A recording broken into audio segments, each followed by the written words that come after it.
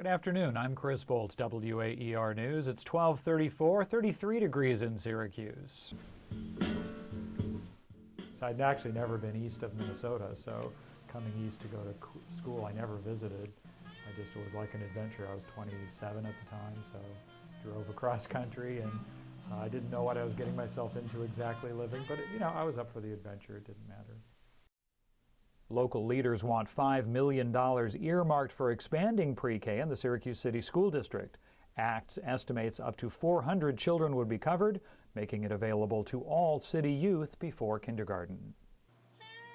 When I became a full-time anchor, I listened to myself for 18 months every single day, and I would say it took that long to really develop where I was comfortable pausing, or I was comfortable, how high are you going to go, or how low. 37-year-old Sharina Taylor is facing 3 felonies for misuse. Over the time I've been involved in radio, I've had to change the technical way we do things. I've realized 16 different times.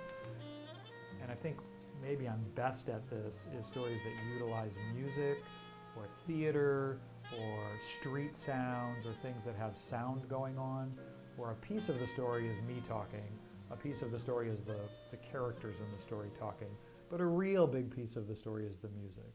Sometimes students who've even gone on to do very great things were very shy when they came in, or very green, or very reluctant to go to a story or make a phone call on a story. Are you done doing everything else? Yeah, your stuff is printed.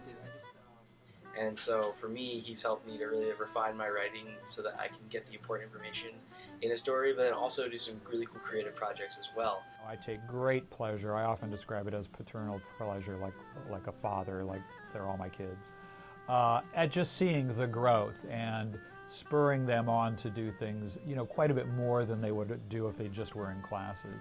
I didn't want to cut off all your emotional. I ran over a little bit. I should have divided my time a little bit. Hey, no, it's fine. That was great. I mean, it's been great working with you guys. Oh, good. I won't disappear yet. I don't want to do the official goodbyes yet. Alrighty, yeah. As soon as someone can write, which is really day one, they're writing something, and then we're guiding that.